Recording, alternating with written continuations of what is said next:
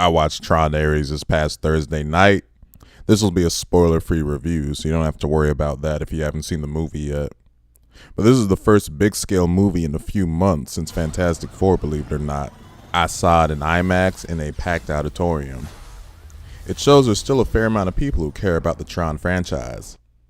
Tron is an interesting property in terms of its Disney legacy when you consider what most people think of the actual movies. The OG 1982 film was revolutionary for its concept, and the first film of its kind to have that extensive level of special effects and usage throughout the film. The movie itself, though, is pretty mediocre, even by 1982 standards. There's just a lot about it that doesn't hold up. The sequel, years later, Tron Legacy, had its flaws as well, but it reached what you could say cult status because of its amazing visuals and godly score from Daft Punk. Those two elements were insanely good and basically carried that movie. But after the initial plans for more direct Tron Legacy sequel were scrapped over a decade ago now, it mostly felt like Disney had just kind of forgotten about the Tron franchise, with the exception being the very cool ride that opened at Walt Disney World a few years ago. But it was a pleasant surprise when they gave Tron another chance on the big screen with a more standalone continuation with Tron Ares. Despite what some people might think of Jared Leto, who stars in the movie here, he was a key part in getting Disney to visit the grid another time. As mentioned before, I saw the film on a Thursday night with a packed audience in regular IMAX. Naturally, everyone in there knew that premium format was the best way to see this movie. Once 9 p.m. hit, it was digital domination for everyone. In Tron Ares, a soldier program gains aspirations to be permanent in the real world, while revolting against its maker. My biggest curiosity going into this film, with it being a standalone sequel, how much of a continuation of 2010's Tron Legacy would this be? And by that I meant addressing that film's characters. The trailers for Ares made it clear that character-wise, this would be separate from Legacy.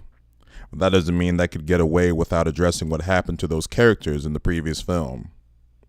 I think the way that it's done here is kind of worst case scenario in terms of essentially barely addressing those characters in a dismissive, okay, I guess we gotta say something kind of way. There is a major character that does return later in the film, but more on that later. Now, if you're new to the Tron franchise, it certainly doesn't hurt to have seen both Tron films before going in. That would be the original and Legacy. But believe it or not, neither is all that pivotal given this film's standalone nature. I do think it's more important to have seen the original 1982 film rather than Legacy before going in. There's a character in this film who's a descendant of one of the characters from the 1982 film. This new character's story in the film is more significant when you've seen the original film and how his ancestor's story played out. And it leads to an interesting tease later in the film. I'm not sure how many modern audiences have even seen the original Tron. I had some random guy talk to me about this new film Ares after it was done outside the theater, and he thought Legacy was a remake of Tron 1982, and all I could think was, ooh, you're f***ed. But focusing on this movie directly, going into it, I had the expectations of this movie at minimum being nice to look at, and music-wise being a vibe to listen to. Now visually, this movie is great. The red aesthetic of this new grid looked really nice. Right from the opening scene, it kind of blew me away the way it was shot and got me hyped for the rest of the film. The different thing about this Tron film visually is how they combine the computer characters and other vehicles and weapons into the real world, which was very cool as well. You get an actual light cycle chase in the real world that shows the issues and the fun of that happening in the real world. But there is a wow factor to when you see a recognizer cruising through the city. There's never a moment where the visual effects look subpar either. Everything looked great all the way through. As good to great as the visuals consistently were here, the score was on point also. It wasn't Daft Punk doing the music this time, it was 9 Inch Nails. They certainly had a lot to live up to when it came to Tron Legacy's Daft Punk score. But the music here was a great continuation of the techno cool beats from Tron Legacy with some 9-inch flavor in there. Two scenes in particular were just peak music-wise. There's a heist scene with Ares and some of his troops where the music is just so goddamn good. And later on, there's a scene where Ares is on a speedboat. And the music in both of these segments blew me away. I saw so many heads bopping to these scenes. And admittedly, I was doing the same thing. The music was that good. These were my favorite scenes because they best combined the visuals, action, and music in perfect harmony to deliver some killer segments. Now, everything in this movie is catalyzed by the main character, Ares. He's a program that wants to become permanent in the real world as he gains a greater understanding of life. The main thing everyone is fighting for in this movie is the code in terms of how to make computer-originated things permanent in the real world.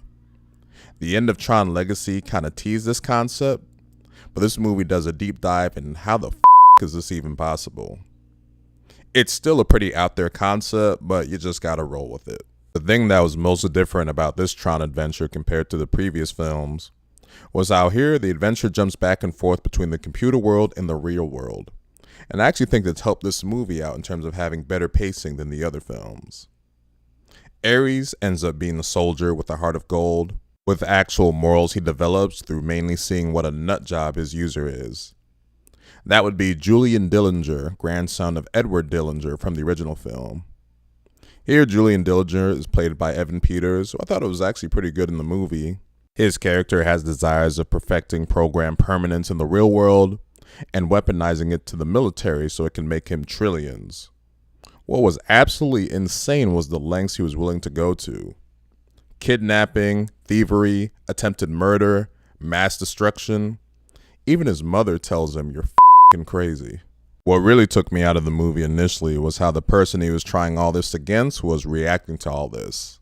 Eve, the new CEO of Encom, don't ask how or why, didn't make it a priority to expose Dillinger for what he was doing until things just got crazy out of hand towards the end.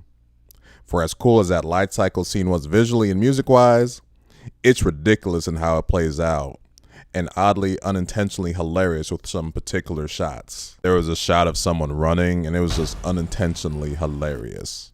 Ares himself was okay. He did have a coolish look to him and demeanor also.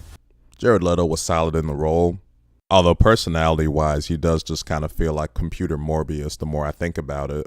But I thought his character growth was interesting. I think the problem was that the direct motivation was really lacking. But the camaraderie that formed between him and Eve was fun enough though.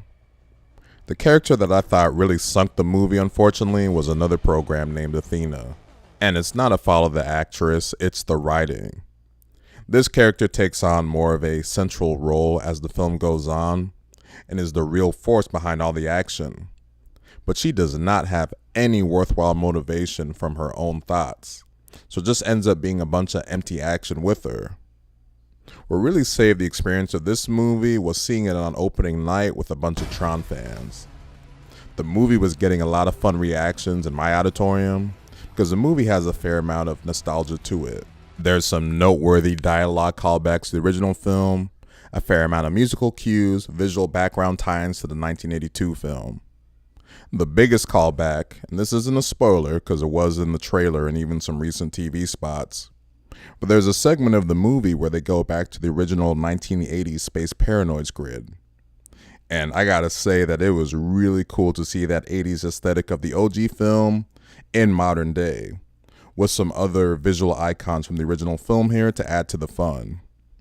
I wouldn't mind of seeing more of this segment, to be honest. You do get the return of Jeff Bridges as Flynn. It's not a spoiler, it's in the poster and the trailer. It's cool to see, but it's not exactly the same kind of role he had in Legacy. Had he been in the movie any less, it would have been a cameo. Unfortunately, his appearance here made it a little unclear what exactly his fate was after Legacy. The dialogue didn't really do a great job explaining it. Something I found kind of unacceptable was how the movie is called Tron Ares, but having Tron in the title is major false advertising. It's not like he had a major role in Legacy, but what's done here won't make you any happier in that regard. This is a movie I did have fun with when it came to the moments where those visuals, action, and music were all really working together, and there's a natural cool factor behind the world of Tron.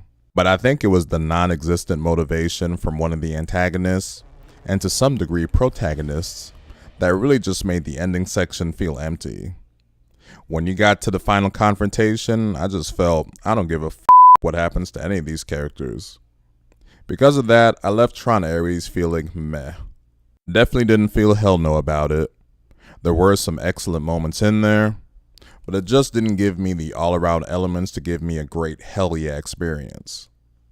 3 tries with Tron, and I guess it's just kind of tough to crack that all-around digital formula.